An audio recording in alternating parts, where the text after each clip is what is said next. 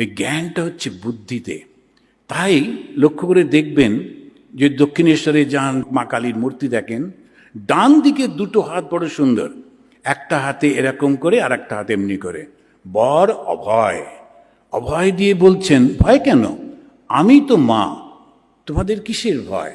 আর বর বলছেন কি চাই বলো, যা চাইবে তাই তোমাকে দেব। কিন্তু ওই মায়েরই বাঁ হাত দুটো অন্যরকম, একটা হাতে খড়গ ধরে আছেন আর একটা হাতে একটা কাটা মুন্ড, একদম অন্যরকম। এই ডান দিকে একরকম, বাঁ দিকে একরকম। যখন জগতের সমস্ত কিছু চাই, মা পরীক্ষায় পাশ করিয়ে দাও, মা চাকরি দাও, মা এটা দাও সেটা দাও, তখন ওই ডান দিকে। কিন্তু যেই বলবে মা আমায় মুক্তি দাও, তখন আসতে হবে বাঁ দিকে।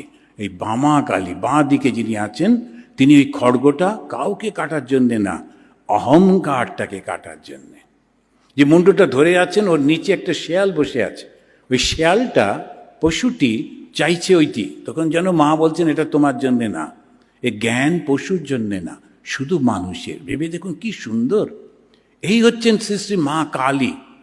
আর ওই জ্ঞানের সঙ্গে সঙ্গে তার কোমর থেকে ঝুলছে মানুষের হাত, কেননা জ্ঞানের সঙ্গে কর্ম সংযুক্ত হলেই সৃষ্টি। শুধু জ্ঞান সৃষ্টি করতে পারে না, শুধু কর্ম জ্ঞানহীন কোনো কিছু হয় না। সেই জন্যেই দুটোর সমন্বয় শ্রী শ্রী মা। আর তিনি হচ্ছেন প্রকৃতি, এত বড়, তাকে ঢাকবো কি করে, তার থেকে বড় তো আর কিছু নেই, ওই জন্য তাঁর বসন নেই। আর এই মা কালীকে ভগবান শ্রীরামকৃষ্ণ পুজো করছেন যাতে জ্ঞানের উন্মেষ হয়। শক্তি হচ্ছে সেই জ্ঞান।